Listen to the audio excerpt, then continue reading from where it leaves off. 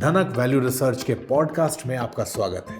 आप सुन रहे हैं फर्स्ट पेज कॉलम, जिसको धीरेंद्र कुमार ने लिखा है। पैनिक को प्रॉफिट में बदलने की कला। मार्केट में जब उथल पुथल मची हो तो उससे निपटने का सही तरीका जानना जरूरी है। इक्विटी मार्केट में हर तेज गिरावट को खरीदारी का मौका, सीखने का अनुभव या दोनों कहना एक घिसा पिटा मजाक है। मैं इस बात को जानता हूं क्योंकि जब भी बाजार अचानक और तेजी से गिरता है मैं हर बार यही करता हूं। हालांकि इस बात को मैं पूरी ईमानदारी से कहता हूं क्योंकि कुछ दशकों के निवेश के बाद मैं सच में इस पर विश्वास करता हूं।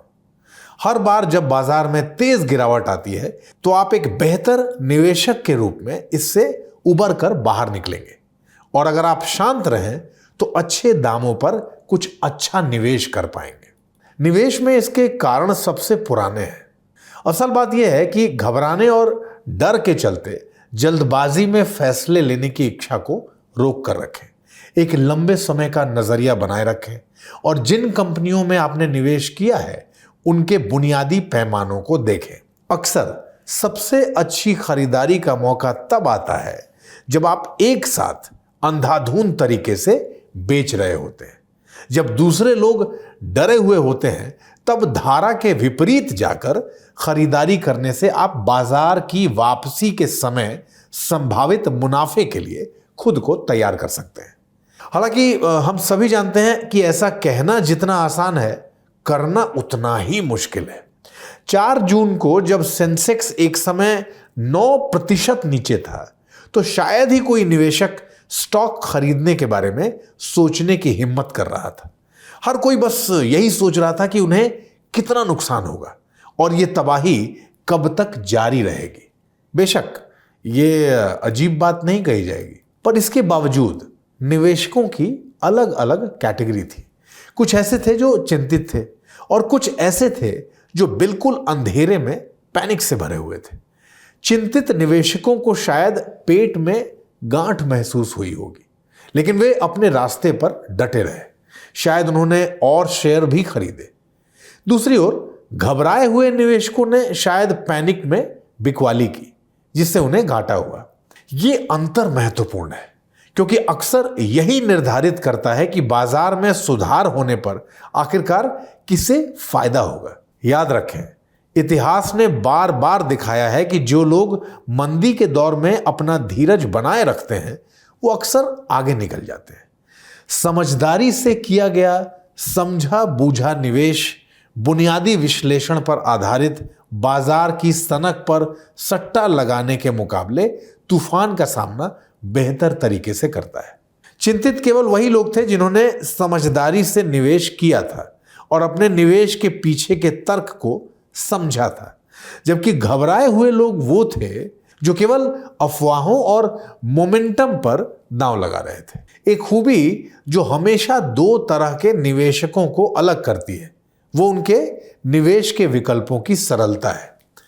स्टॉक के साथ साथ म्यूचुअल फंड में ऐसे निवेश हैं जिन्हें समझना आसान है और जिनका निवेश साफ और स्पष्ट होता है। हालांकि सरलता के बारे में बात करना आसान है पर उसे अमल में लाना मुश्किल। हम ऐसे माहौल में रहते हैं जहां जटिलता और विशेषताओं की पूजा की जाती है। हम चाहे कोई भी प्रोडक्ट या सर्विस खरीदें, हम अक्सर विशेषताओं, शब्द जाल और जटिलता से सबसे ज्यादा प्रभावित होते हैं।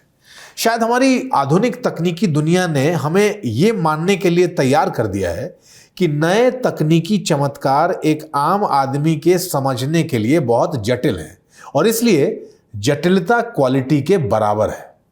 हालांकि पर्सनल फाइनेंस में यह धारणा खतरनाक तौर पर गुमराह करने वाली है। जब निवेश की बात आती है तो सरलता केवल फायदेमंद ही नहीं होती है, यह जरूरी भी है। इसका कारण सीधा है। अगर कोई निवेशक किसी फाइनेंशियल प्रोडक्ट या सर्विस को पूरी तरह से नहीं समझता है तो वो ये तय नहीं कर सकते हैं कि ये सही भी है या नहीं, चाहे बेचने वाले ने इसकी खूबियों के कितने ही पुल बांधे हों। तो आप ये कैसे पक्का करें कि आप सब कुछ समझते हैं? सबसे सरल तरीका चीजों को सीधा और सरल रखना है। बदकिस्मती से आमतौर पर मिलने वाले संदेश बिल्कुल उलट हैं। जब मैं बचत और निवेश के प्रोडक्ट्स के लिए आज के बाजार और लोगों के पोर्टफोलियो को देखता हूं तो साफ हो जाता है कि अपने आप को लेकर जागरूक होने और मुखर न्यूनतावाद की तुरंत जरूरत है। जब हालात मुश्किल हो जाते हैं तो बुनियादी बातों को सही तरीके से समझने वाले लोग diversification, cost averaging, asset allocation से घबराते नहीं है। महत्वपूर्ण बात यह है कि निवेशक को अपने पोर्टफोलियो में यह सब करना चाहिए और उसे भरोसा होना चाहिए कि उसने यह सब किया है, और यह केवल सरलता से ही संभव है।